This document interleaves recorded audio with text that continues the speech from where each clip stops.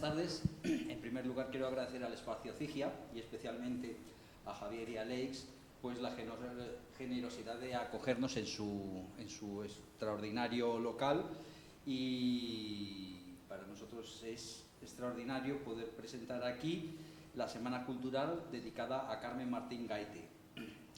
Y sin más, quiero presentarles a Mónica Parramón y... Se me ha olvidado el nombre, Miguela. Y Miguela. Digo, igual me llaman Manuela o... No, Miguela, sí te conozco muchísimo. Anda, que no hemos coincidido en ferias. Y bueno, pues ellas nos comentarán todo lo que tienen que contarnos sobre Carmen. Muchas gracias.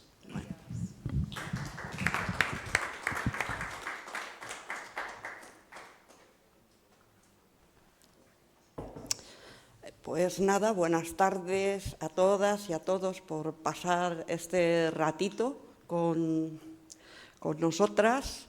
Como ha dicho él, yo soy Miguela, soy escritora y alguna cosilla más, pero no voy a hacer el currículo aquí ahora. Entonces, Mónica y yo nos hemos repartido el trabajo. Y yo os voy a hacer una introducción de la vida y la obra de Carmen Martín Gaite.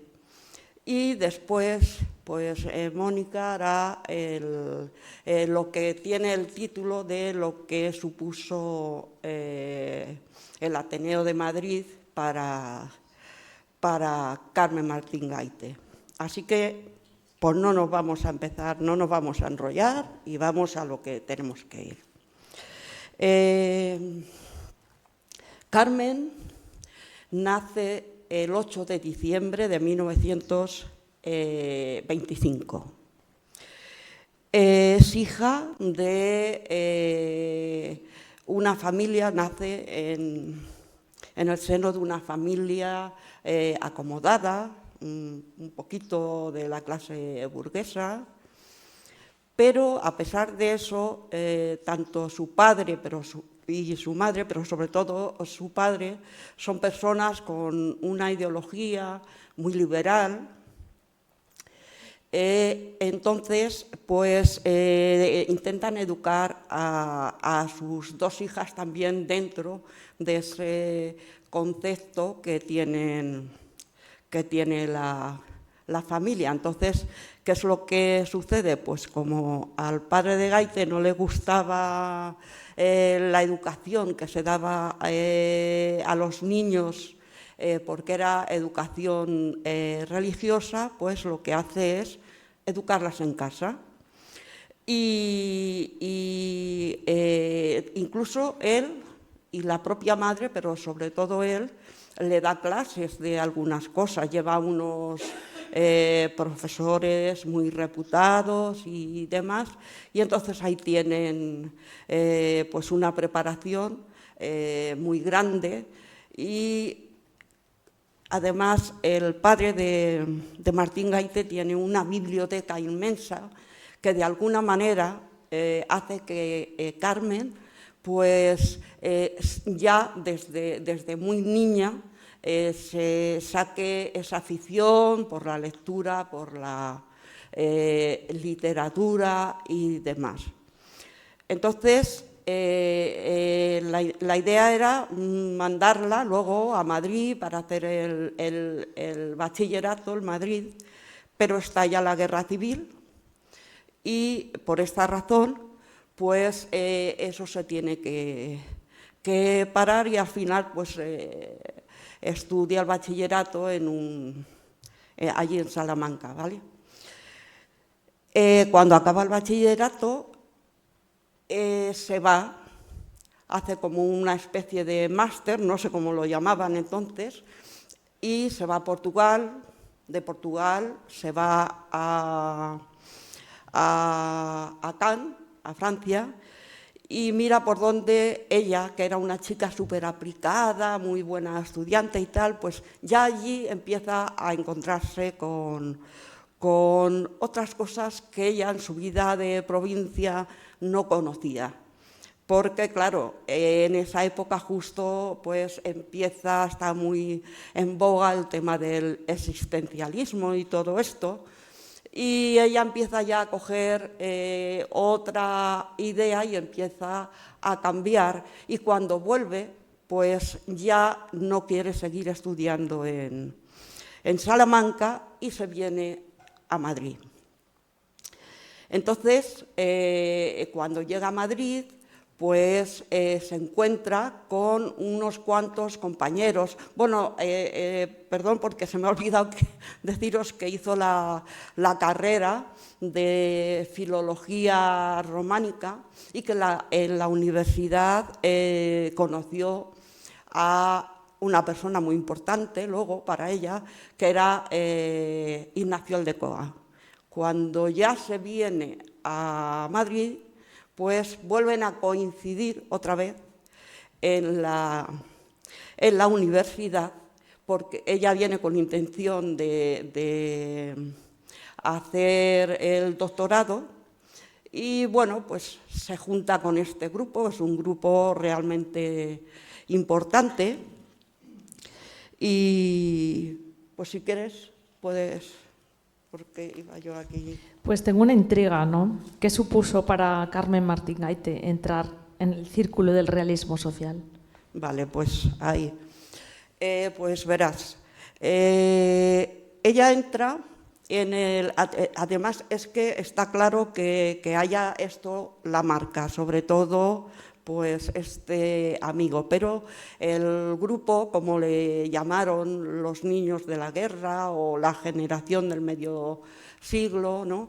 Pues ahí se juntaron personas que después hemos conocido con ya como grandes escritores, en los que estaba pues Ignacio Aldecoa, estaba Josefina, la que después fue su esposa, estaba Matute, estaba ella y bueno, y muchas personas más que me enrollaría demasiado. ¿Qué es lo que sucede? Pues que Carmen, esa chica que sale de su provincia, que era la chica que se la conoce como una chica rara porque no hacía las cosas que hacían las niñas de su época, ya estaba ahí a lo suyo, a sus estudios y demás, pues esa cosa que trae ella de allí, de estudiante, pues como que la aparca porque se encuentra con un grupo que todos son muy buenos lectores, todos escriben, pero eso de estudiar como que no, como que no. Entonces, pues se dedican a las charlas, sobre todo a Carmen le gustaba mucho hablar y de hecho en toda su obra se nota lo que luego llamó la búsqueda del interlocutor. Eso se nota desde el principio porque a ella le gustaba mucho tener conversaciones y eso, y bueno, pues se dedican a ir a las tascas, a pasear, a charlar, a beber vinito y bueno, pues ahí se para el tema del estudio. Y, vamos a ver, vale, sí. Ella conoce a Sánchez Ferlosio, que también formaba parte de este grupo, y en el 53 pues, se casan. Y curiosamente pues, forman una pareja muy diferente a las de la época, porque estamos en los años 50, principios, ¿no? Y ellos pactan y son una pareja que tienen su reparto de tareas, que pactan que ninguno va a interceder en lo del otro, que cada uno, en fin, que eso. Entonces, ella escribe por su lado y él por el otro. De hecho, además es que Sánchez Ferlosio era un tío raro, ¿eh? Él escribía por la noche, vivía por la noche, dormía por el día, no consentía que se encendiera la habitación, vivía con las ventanas, las puertas cerradas y tal. Y bueno, pues al final la pareja va evolucionando y en el 55 Carmen Martín Gaite consigue su primer premio, el premio Café Gijón, que era un sitio donde además es muy frecuente. Ahora yo sé que muchos de los que estáis aquí os gusta ir allí, hacéis actividades en el Café Gijón, pero entonces también era el lugar preferido de los escritores, ¿no? Carmen, con el balneario, pues se alza con el premio Café Gijón y ese mismo año, un poquito después, pues Sánchez Ferlosio se lleva el premio, a ver, que lo digo ahora.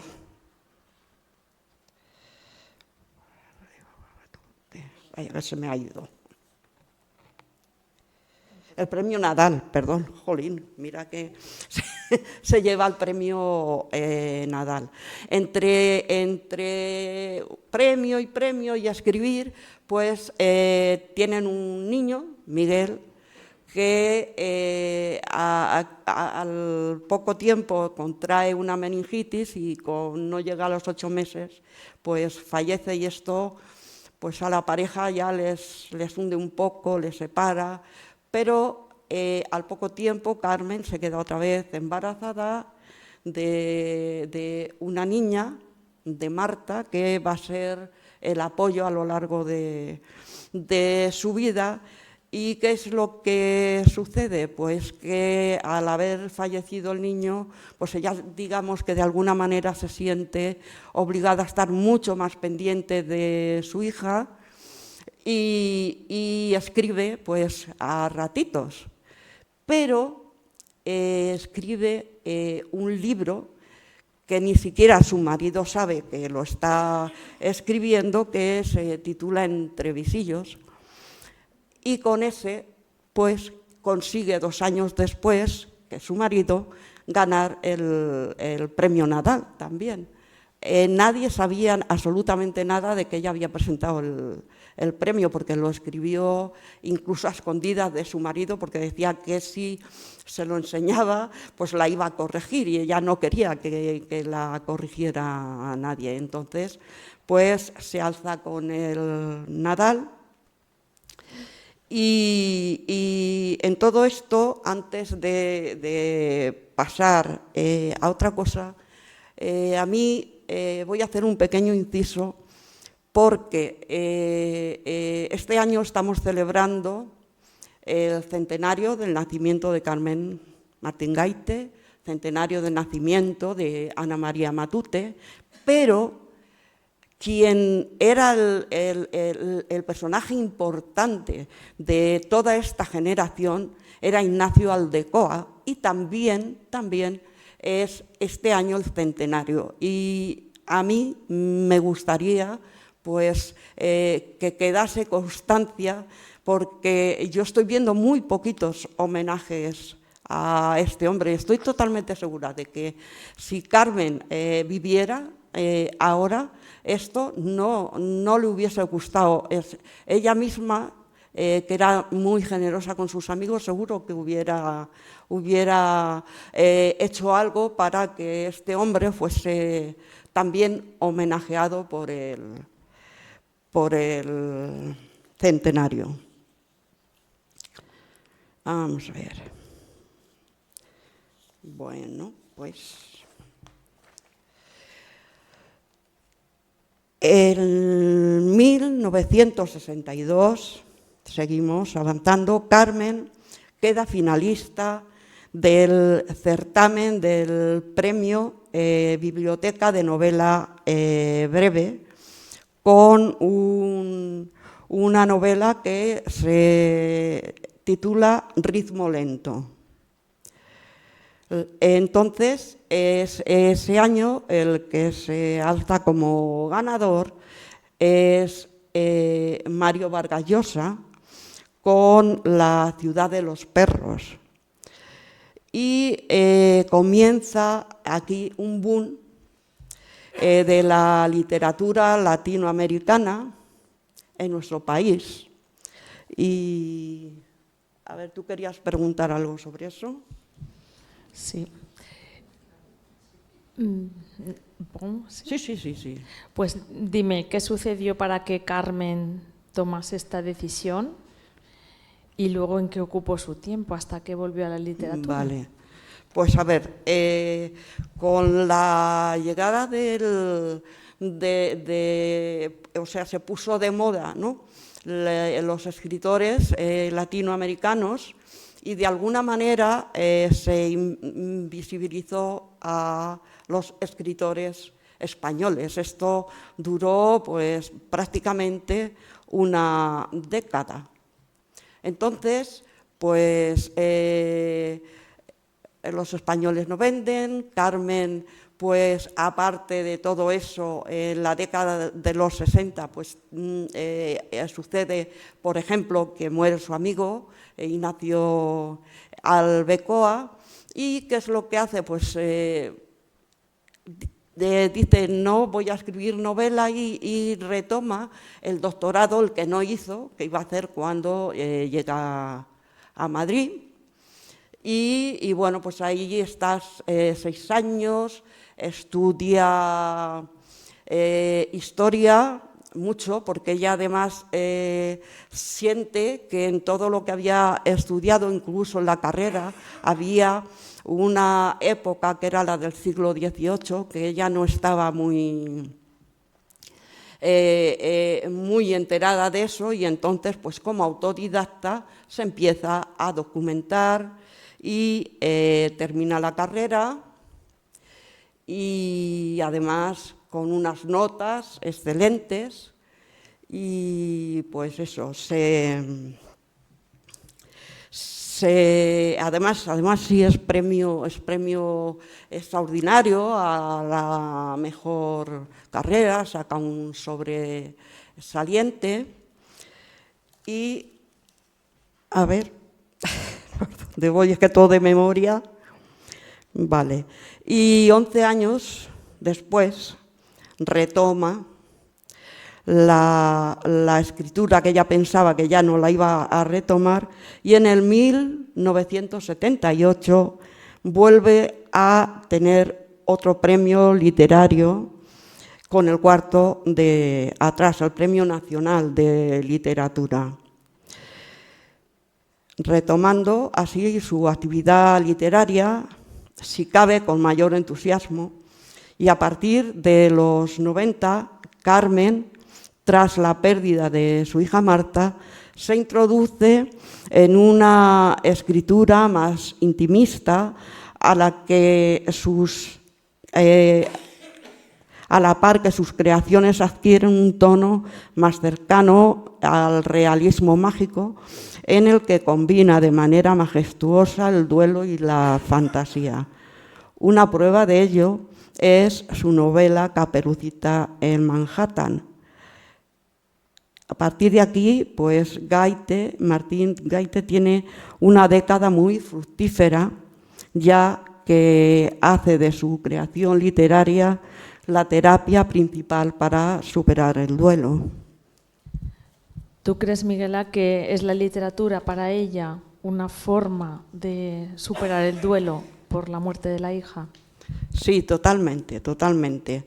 Porque fíjate que cuando muere la hija, estamos en la década de los 80, y los que la hemos vivido sabemos que en la década de los 80 existió un lobo, que ella lo pone de una forma muy sutil en Caperucita en Manhattan, un lobo que era la heroína, el caballo, todo ese tipo de cosas.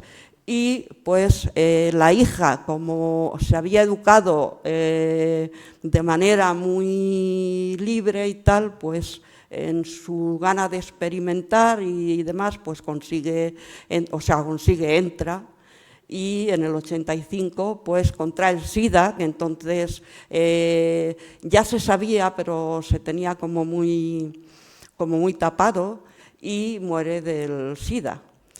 Y muy poquito después, unos meses después, fallece también de lo mismo la pareja que tiene ella. Entonces, Martín Gaite se encierra en su casa, no permite que entre nadie, está casi 6 meses, y ahí escribe algo que luego ella lo guarda bajo llave y que después se ha publicado después de su muerte.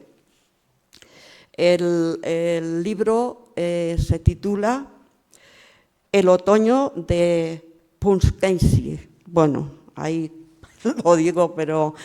Y ahí ella relata, mirar, en una novelita corta que hay por aquí, ahora lo han editado, y ahí es donde se puede ver perfectamente la persona que era, que lo que supuso y lo que pasó Carmen Martín Gaite por la muerte de su hija. Pasado unos meses la llaman, porque ella tenía muchas actividades en América, la llamaban mucho a Nueva York y tal, cada X tiempo se iba. De hecho, en una de las veces que se va, cuando vuelve justo, es cuando ya se encuentra a su hija muy malita, que algunas veces estaba Amancio Prada, que era muy amigo de ella, pues ella y Amancio Prada la llevaron al hospital, y Amancio Prada cuenta ese viaje de camino al hospital y cuenta cómo Marta pues miraba todo el paisaje, que se sentía bien, que no se veía, pero que lo contemplaba como si fuese la última vez que veía ese paisaje. Entonces, pues ya a los poquitos días Marta pues fallece, ¿no? Y bueno, pues la madre, eso, ¿no? Llega un momento en que después de 6 meses recibe una llamada y le dicen que tiene que superar. La hermana la convence: sí, venga, vete, que allí vas a estar lejos de aquí, verás cómo estás mejor, etcétera, etcétera. Entonces, al final se convence y se va. Pero realmente, cuando se conoce su obra, toda la obra que hace durante ese tiempo, pues en realidad sus personajes principales van a ser sus hijas, va a ser su hija, va a ser sus padres, que también lo pasó muy mal cuando fallecieron. Y el libro este de Caperucita en Manhattan, que yo le tengo un cariño especial, es un libro que si uno lo lee tal cual, bueno, pues dices, vale, ¿no? Así un poco tocando el realismo mágico y tal, pero en realidad cuando conoces la historia te empiezas a dar cuenta que la Caperucita roja es Marta. O sea, Sara, que se llama la protagonista, es Marta. Que hay como una estatua de la libertad y un personaje que crea Martín Gaite, que dice que es como el alma de la estatua de la libertad, que sale por la noche, y Sara, que tiene mucha curiosidad por encontrar esa libertad, pues le pregunta a esta mujer que se la encuentra y tal, y cómo entro, yo quiero conocer la estatua de la libertad y tal, y al final pues ella le indica cómo tiene que llegar. Y en realidad, pues, ¿qué es lo que sucede? Que el lobo, otro personaje de la novela, que era un pastelero muy famoso y tal, no es el que se come a la niña, el lobo es una alcantarilla que Mr. Lunatic, que es el personaje este que es el alma de la Estatua de la Libertad, pues le dice, mira, tú vas que hay una alcantarilla, coges esta moneda, la abres y por ahí puedes entrar a la estatua, ¿no? Y ya conoces por dentro. Entonces, cuando ella llega, abre, ve todo un agujero completamente negro y se lanza por el agujero diciendo una palabra que ella la decía mucho, que significaba algo bueno, que significaba, pero sobre todo significa libertad. Entonces ella se lanza y la novela termina ahí. Entonces se entiende que la gente dice, este libro ha quedado abierto y tal, no, pero en realidad, por lo menos mi punto de vista es que el libro queda completamente cerrado porque Carmen, donde quiere llegar precisamente, es a ese agujero oscuro que se la traga, que es el caballo, que es la heroína, y se la traga en busca de esa libertad que tanto añoraba la hija. Y así luego todo lo que sigue escribiendo. A partir de aquí, Carmen consigue ser con Caperucita al Manhattan. Es un libro que se hace un bestseller y la década de los 90 es una década fabulosa para ella, pues porque sus libros triunfan mucho en España, le hace mucha ilusión cada año venir a la Feria del Libro de Madrid, y una cosa que era muy importante para ella es que ya ella se la conoce como Carmen Martín Gaite y no la Madame o la dama de Ferlosio, ¿no?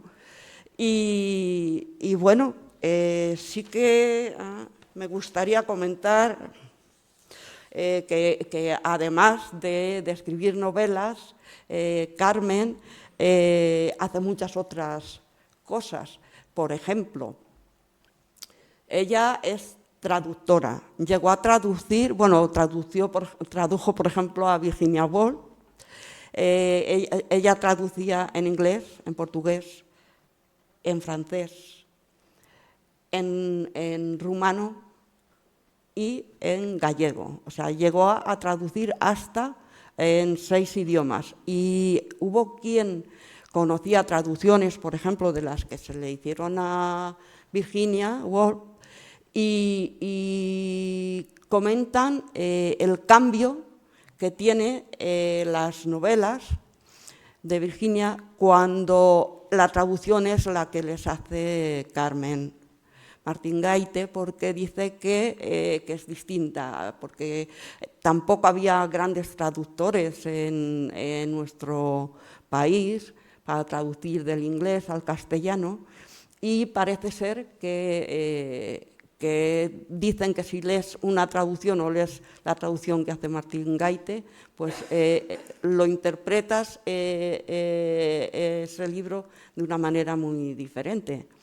También hace teatro, escribe guiones, ella tiene muy buena relación con el mundo del cine, porque también había varios directores que son luego directores de cine y todo eso, que también habían estado en el grupo de la generación del medio siglo, y trabaja para televisión, incluso actúa. En fin, que es una persona que todos los homenajes que se le hagan los tiene pues realmente bien merecidos. Y antes de darle paso a Mónica, os quiero dejar con una frase que le gustaba mucho decir a Carmen. Ella decía que... ¿Dónde la tengo? Ah, sí. Ella decía que la palabra hay que cuidarla como un tesoro, y eso es cierto. porque eso hay que profundizar, porque ella quiere decir mucho con esto, y bueno, pues aquí hay muchos escritores. Y porque ella además es que había algo que no le gustaba absolutamente nada, que era los escritores pomposos y tal. Ella era una persona muy sencilla, muy generosa, aunque ella declara que una de las cosas más importantes que sucede cuando viene a Madrid, se une a este grupo, que dice que pierde la pedantería, porque ella dice que era una joven muy pedante y que al juntarse con este grupo pues se olvida, ¿no? Y esa pedantería se la quita. Pero yo creo que Carmen era una persona muy sencilla, muy cercana. Y pues si veis por ahí entrevistas de estas que hay grabadas y demás, este año han salido muchísimas, pues os daréis cuenta que es una mujer, no sé, con una sencillez, una humildad muy grande, que sufrió, pero que supo enfocar precisamente o volcar toda ese dolor que tenía, dejarlo en todo lo que escribía, y pues por supuesto sí fue una buena terapia la escritura. Bueno, yo ya os voy a dejar, que ya está bien, y paso aquí a mi compañera Mónica.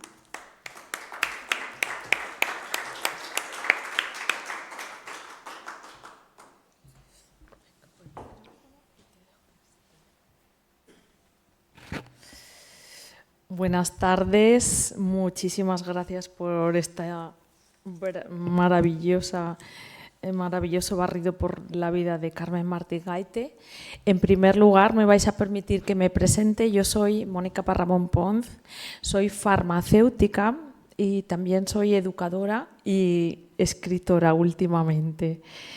Pertenezco a la Asociación Océanos de Tinta, que estamos hoy muy bien representados, y soy autora de una novela histórica que podéis encontrar en aquella mesa, que se llama Las 7 gotas del mar, y la versión infantil y juvenil de esa novela histórica, para acercar la novela histórica a los más jóvenes, que se llama Tu primer viaje, y que he publicado con la editorial Art Literum, cuyo editor está aquí hoy con nosotros, Alberto Galo. Bueno, además he participado en diversas antologías de relatos y poesía, y también he participado, ya para que terminéis de conocerme, como voluntaria en diversas ONGs nacionales e internacionales. Y lo menciono porque en estos viajes he encontrado mucha inspiración para mis escritos. Carmen Martín Gaite, Miguela, nos la ha acercado, no la escritora, nos has acercado a la persona, y me gustaría seguir un poco en este tono. Muchas gracias por esta presentación tuya. Tengo que recalcar que Carmen nació en 1925, antes de la Guerra Civil, y falleció en el 2000, o sea, relativamente reciente. Justamente por este periodo en el que ella vivió, pues es la figura clave de la generación del 50, que tú la has llamado de otra manera, pero no sé si es correcto llamarla así, generación del 50. Entonces, esta generación quizás es de las menos conocidas, pero combinó una mirada íntima con una lucidez crítica a la España de posguerra, como no podía ser de otra manera. Carmen era polifacética y, como bien ha dicho ella, no solo cultivó la novela, el cuento, el ensayo, sino que también era una gran traductora y siempre tuvo una curiosidad intelectual insaciable. Entonces, su legado inspira a escribir desde la autenticidad, espero que estés de acuerdo conmigo, la autenticidad, el rigor y la atención profunda a la experiencia humana. No sé si habéis visitado una exposición que se hizo recientemente en la Casa del Lector, en septiembre de este año, que se titula Exposición de Carmen Martín Gaite y el collage. Un diario en libertad. Visión de Nueva York. Pues si habéis visitado esta exposición, como tiene numerosas fotos de ella, a mí lo que me ha parecido es que es una mujer muy actual. Me ha llamado mucho la atención, mira que la conocía, pero este pelo largo con canas, ¿no?, mostrando su pelo blanco, pues ni que decir que es algo que ahora actualmente se hace muchísimo, ¿no? Y bueno, pues ella era su imagen. Y también en el arte, en la manera de expresarse, aparte de escribir muy bien, pues hacía muchos collages. Y esta exposición va de sus collages en uno de sus viajes a Nueva York.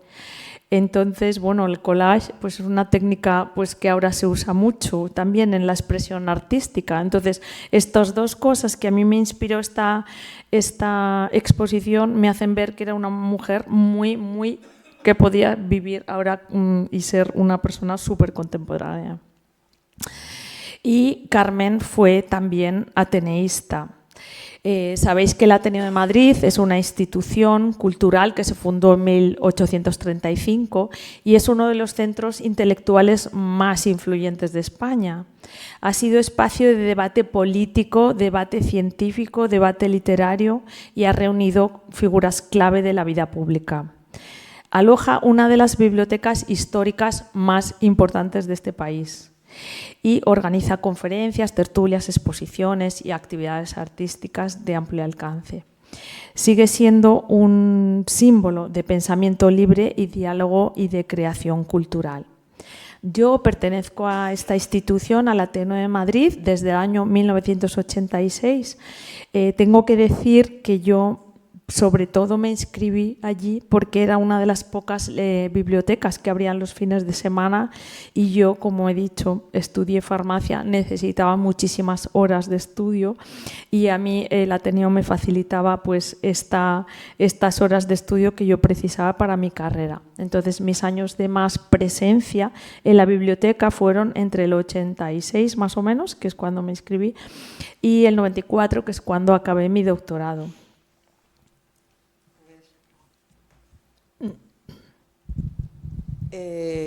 Me gustaría que nos contases qué vínculo o cómo se vinculó Carmen Martín Gaite con el Ateneo de Madrid. Pues mira, Carmen, lejos de haber sido una visitante ocasional, era una figura muy vinculada al Ateneo. Sobre todo porque lo usaba de manera cotidiana como un lugar para usar a diario y también porque bueno, le hicieron bastantes honores y ella dio muchísima visibilidad a esta institución. Entonces tuvo una relación muy destacada con el Ateneo. Hay que decir que ella pertenecía al Ateneo, pertenecía desde 1963 y que su número es el 8580, que hoy están celebrando. Es un número muy bajo para la numeración del Ateneo, quiere decir que es una mujer muy veterana. Ella fue asidua a la biblioteca del Ateneo y en la biblioteca escribía y documentaba buena parte de sus obras y ensayos históricos en las décadas, durante las décadas que la visitaba, la frecuentaba. En el Ateneo presentó su obra El cuento de nunca acabar. Esto lo hizo el 23 de marzo del 83. Y luego se la hizo socia de honor en 1987. Se reconoció su trayectoria literaria y fue galardonada como socia de honor. En este instante, en 1987, se le distinguió también a su esposo, que también era ateneísta, Rafael Sánchez Ferlosio, también, ambos eran del Ateneo. Bueno, como bien has mencionado, ellos se casaron en el 53 y tuvieron esta hija Marta, que falleció en los años 80. Pero ellos ya se habían separado, se separaron en los años 60. Estas rarezas que has comentado probablemente les llevaron a que no funcionaran como pareja, pero sí que mantuvieron un vínculo intelectual y afectivo muy importante durante el resto de su vida. Bueno, en el Ateneo, en el 97, ella hizo una conferencia que tituló Pequeña Memoria del Ateneo, y este acto fue un acto simbólico muy importante, muy relevante, porque en este momento, en el 97, el Ateneo pasaba por una crisis bastante importante, y entonces, bueno, estas palabras de apoyo a la nueva Junta pues promovieron una ovación muy larga, y entonces pues la verdad es que fue muy importante. Y por último hizo un collage. En su expresión artística del collage, pues este collage lo tituló Poema, collage y poema a la biblioteca del Ateneo de Madrid. Y esto está ahí en los fondos del Ateneo, y esto refuerza el vínculo afectivo intelectual, ¿no? con el Ateneo. Entonces, aquí viene mi pequeña anécdota. Como os he dicho, yo iba a estudiar y sobre todo entre semana iba a clase por la tarde, con lo cual me beneficiaba de ir a la biblioteca del Ateneo por las mañanas. Pues resulta que es que yo coincidía con Carmen Martín Gaité todos los días que iba, y ella se sentaba siempre en el mismo sitio, y a mí me hacía, o sea, yo aunque era muy joven, yo la conocía, saldría en la televisión porque era una escritora muy conocida para los jóvenes inclusive. Y entonces a mí me encantaba verla y me hacía muchísima ilusión pensar que yo estudiaba al lado de una persona que estaba escribiendo una novela, ¿no? Para mí esto era magia pura. Y a veces pues me levantaba, me acercaba por donde ella estaba para ver qué hacía. Claro, había ahí muchas letras y no se veía nada, pero lo que sí me fijaba y me llamaba mucho la atención es que ella siempre escribía en un cuaderno de espiral, de estos de cuadraditos, con la pasta azul, el cuaderno de toda la vida. Pues ella siempre usaba ese cuaderno. Y precisamente cuando visité la exposición esta que he mencionado, me hizo mucha gracia porque los collages están hechos en ese mismo formato, en un cuaderno azul de espiral, en formato pequeño, que ella debía usar para sus viajes. Para escribir escribía en ese cuaderno grande, y para viajar se debía llevar los pequeños. Entonces, bueno, años más tarde, cuando ya tuve hijos y tal, a mi hija le hicieron leer Caperucita en Manhattan en el colegio. Y esta fue una novela que me fijé, ¿no? Ya sabéis dónde pone el año de publicación en los libros, me fijé y lo habían publicado en el 90. Entonces yo eché cuentas y dije, ya está, esto es lo que estaba escribiendo cuando yo estaba en el Ateneo y la miraba, Caperucita en Manhattan. Entonces, coincide plenamente, pero si no coincide, como estamos en el ámbito de la literatura y la literatura es ensoñación, pues me vais a permitir que ya formalmente lo pueda afirmar así rotundamente. Entonces, bueno, pues yo me leí Caperucita en Manhattan por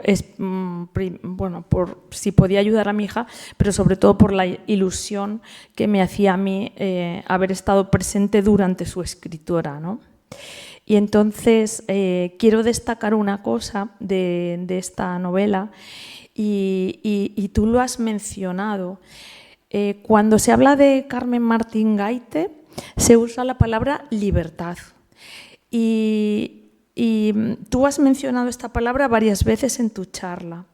Y entonces, justamente, Caperucita en Manhattan evoca lo que significa para Carmen Martín Gaité la palabra libertad. O al revés, si queremos saber lo que significaba, debemos asomarnos a esta novela. Y más o menos resumo. La protagonista, Sarah Allen, ya has dicho el guiño hacia su hija, pero es una niña de 10 años que vive en Brooklyn y sueña con ser libre e independiente. Su mundo está marcado por una madre sobreprotectora y una abuela, que es Rebeca, que encarna pues la experiencia y la memoria. Sara adora a su abuela, que fue cantante de cabaret, y le transmite historias y un espíritu rebelde. El relato reinterpreta el cuento de Caperucita, pero trasladado a Nueva York, como bien sabéis, y el lobo, que se llama Mr. Wolf, pues es un millonario solitario, manipulador y enigmático. Sara cruza Manhattan para llevarle una tarta de fresa a su abuela. Entonces inicia ahí un viaje como iniciático. En su recorrido descubre la ciudad, descubre los peligros, las maravillas y desde luego es el símbolo de libertad, ¿no? Todo este camino. La abuela se convierte en una especie de hada protectora, más aliada que víctima, y la obra pues mezcla un cuento de hadas, una crítica social y aborda temas como la infancia, la autonomía y la búsqueda de identidad. El final refuerza la idea de crecer. Crecer significa conquistar la voz propia y decidir el propio camino.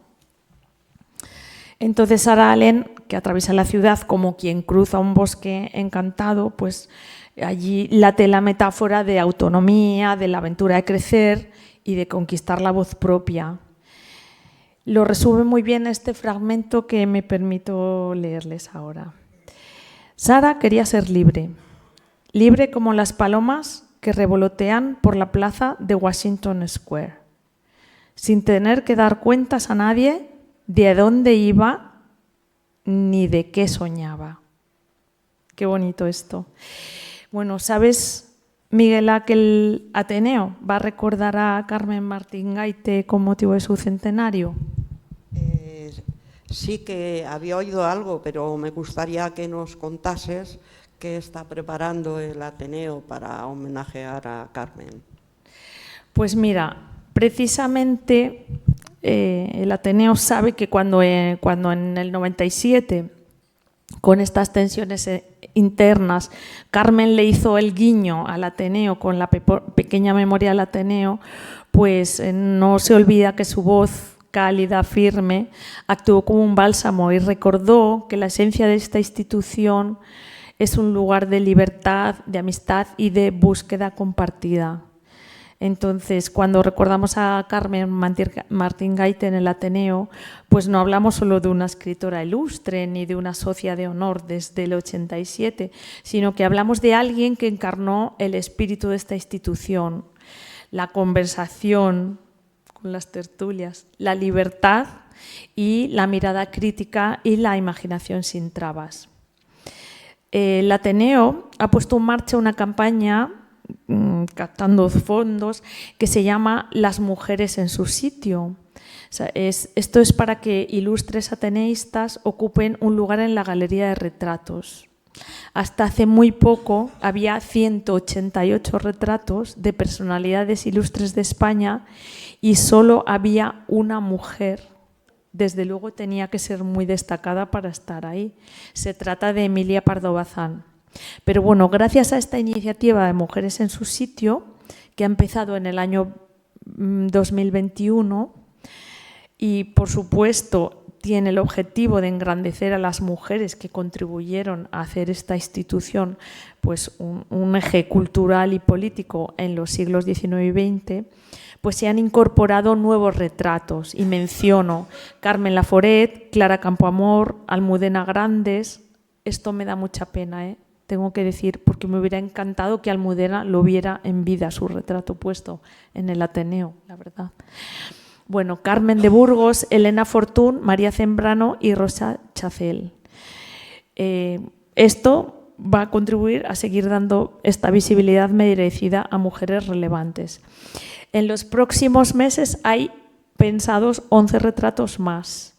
A Blanca de los Ríos, a Victoria Kent, a María Lejárraga, a Carmen Llorca, a Madame Anselma, Ana Mariscal, Margarita Nelken, Hildegard Rodríguez y, por supuesto, el de Carmen Martín Gaite.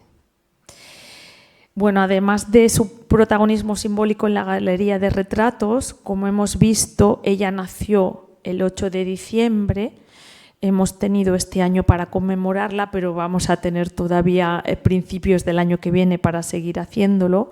Entonces se prevé más o menos que en enero el Ateneo organice una jornada conmemorativa sobre su vida y su obra. Tengo que decir que la obra, ella ha sido tan generosa de compartir con nosotros para que lo podamos hojear estos libros de esta autora. ¿Cómo resumirías tú la relación de Carmen con el Ateneo?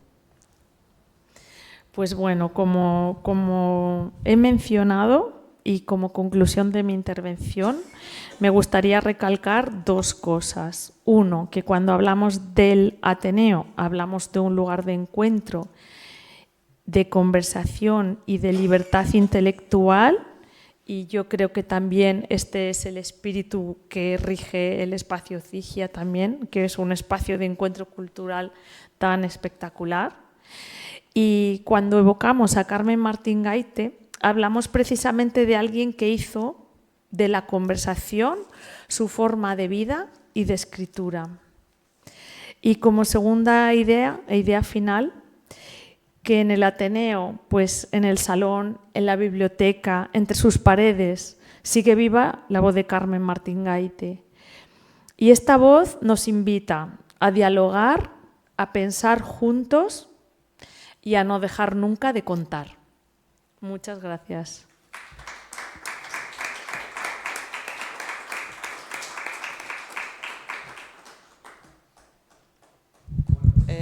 Si queréis, no sé si tenemos tiempo para si Sí, quieren ratito. preguntar. Sí, un ratito tenemos. Pues bueno, si queréis hacer alguna pregunta. Me gustaría, porque yo sé que ella escribió poesía.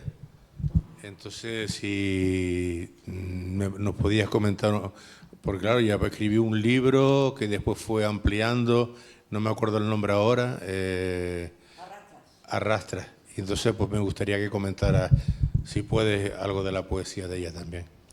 Bueno, vamos a ver. Gracias. La poesía de Carmen, pues es muy sencillita. Ella no, porque la mayoría de los poemas los escribe en su etapa inicial, aunque efectivamente cuando la publican y luego más adelante, pues va ampliando un poco. Pero no sabría cómo decirte, yo es que la veo una poesía muy de la época en la que ella escribe, ¿no? No, es que, a ver, es que Carmen, su poesía no está mal, pero no destaca realmente como una gran poeta, o sea, escribe correctamente, porque ella, pues ya sabes que tiene una educación bastante amplia, y entonces pues el tema de la escritura y todo eso pues lo maneja de maravilla. Pero ya que lo dices, es que no te sabría explicar, y a lo mejor igual lo que hago es meter la pata, pero si estáis interesados en el tema de la poesía de Carmen Martín Gaite, pues dentro de 2 días, aquí a las 7:30, se va a recitar poemas de Carmen. Y claro, estaba buscando, ella solamente publicó un libro de poemas. Sí, solo. Fue ampliando, Sí. una hierba de Whitman, ¿no? Sí. Ampliando Arrastra. Exacto. Y entonces estuve buscándolo y no lo encontré, porque claro, yo me toca leer el viernes poesía. Claro. Y quiero encontrar ese libro. Ah, pero yo el libro a rachas no te sabría decir, pero es probable que durante este año se haya reeditado, porque se han reeditado prácticamente casi todas. En estos que tengo aquí no, porque yo a rachas me lo bajé de internet. Quería mañana ir por biblioteca, porque en alguna biblioteca tiene que estar. O librería. Seguro. Pues no lo sé, no.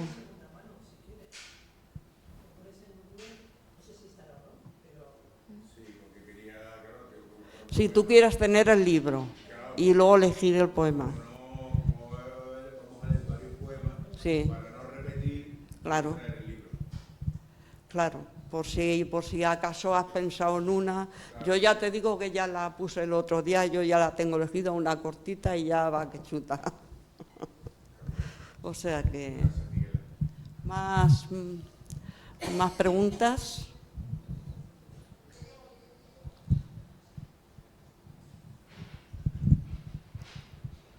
¿Allí nos animáis? Que os he visto ahí hablar. A ver, No, yo solamente quería ver si nos podíais decir algo de la proyección, digamos, intelectual y social que haya podido tener como escritora, es decir, en la época en la que ya pertenecía a un círculo importante de intelectuales, ¿no? Es decir, si eso trascendió el círculo de los años 60-70 de intelectuales con los que se movía, o su acción trascendía todo esto y era más si ha tenido alguna vez alguna implicación social o política en la época en la que ella desarrolló toda su obra. Pues verás, Carmen se introdujo muy bien en la época de los niños de la guerra, empezó escribiendo pues ese género que se creó, ¿no?, de los 50, pero Carmen tenía una particularidad, que era saber adaptarse a los tiempos, y Carmen fue evolucionando mucho a través del tiempo, y poco a poco se fue desvinculando de ese género, porque a ella le gustaba mucho el género. De pequeña había leído muchos cuentos de hadas y todo eso, y le gustaba mucho combinar lo que era lo real con lo fantástico. De hecho, llega un momento en el que, sobre todo hablando de Caperucita, que ha escrito mucho, pero mira, ha coincidido que nos ha parecido, hablando de Caperucita, ella afirma que está tan intrincado los géneros, el fantástico y el real, que ni ella misma es capaz de distinguir. Y lo cierto es que ella trabaja mucho. El primer libro que hace, que saca, que es en el 55, el balneario, ahí ya ella se acerca mucho a lo que es ese género, ¿no?, de los niños de la guerra, que tienen relación con lo que es la guerra civil, la posguerra, esa manera de acercarse, de sacar lo provinciano, de buscar un lenguaje más coloquial, ¿no? Toda esta gente, si habéis leído, por ejemplo, por ejemplo, La Colmena y libros de ese tipo, pues van así. Pero ella siempre ha tenido un puntito de mezcla con lo que es el género fantástico, el realismo mágico y todo eso, con lo que en cada momento se llevaba. Ella se sale muy de lo que se estila o de las modas de cada momento, pero además que ella evoluciona muchísimo, o sea que no sé si es eso. Sí. Dime. Cierra el micrófono para que no se acople. Vale. No, quería un poco, o sea, bueno, totalmente suscribo lo que dice, por supuesto, pero quería hacer esta pequeña reflexión sobre lo que he contado, y es que en los 2010, que es cuando a mi hija le hicieron leer, y además lanzo aquí una crítica, lo poco que leen los jóvenes en las instituciones, la poca literatura que leen y los pocos literatos que conocen, bueno, pues me llama la atención que fuera lectura obligada para ese curso, ¿no? O sea, ahí se ve hacía 10 años o más, o no sé cuánto, que se había muerto, ¿no? Que es una figura que sí que ha trascendido de alguna manera, ¿no?, como para hacer una lectura en un medio educativo. Me parece como un pequeño ejemplo de su trascendencia realmente, ¿no? Y de su capacidad de ser una lectura para los tiempos actuales, ¿no? Podría ser.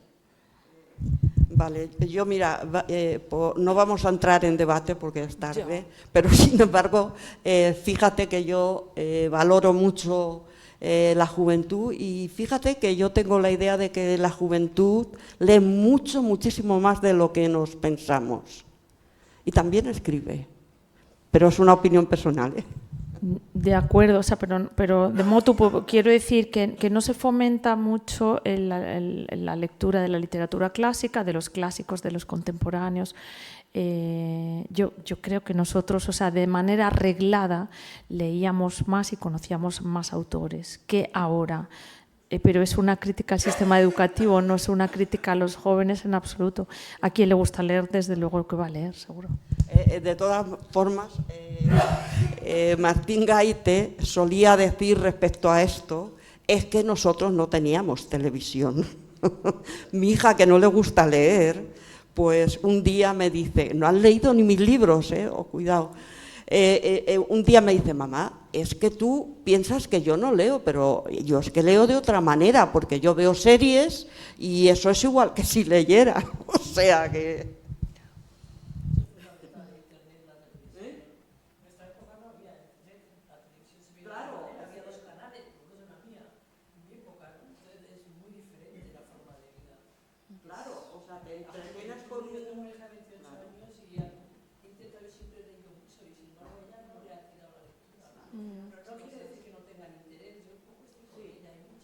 Sí, desde luego. Sí, no digo eso.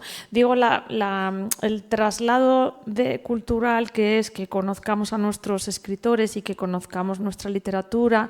No te digo que sepamos, porque a lo mejor un clásico ahora es duro de leer, pero algo, ¿no? Y no sé, porque es que fue una de mis reflexiones cuando preparaba esto. Yo cuando conocía, o sea, cuando vi a Carmen Martín Gaite, yo tenía 20 años, no tenía ninguna duda que era Carmen Martín Gaite, me sabías nombre y apellidos y no tenía ninguna duda. Y conocía a otros muchos escritores que quizás salieran en medios como televisión que ahora no salen. Pero ahora, si le dices a un joven que reconozca a un escritor español, a lo mejor no...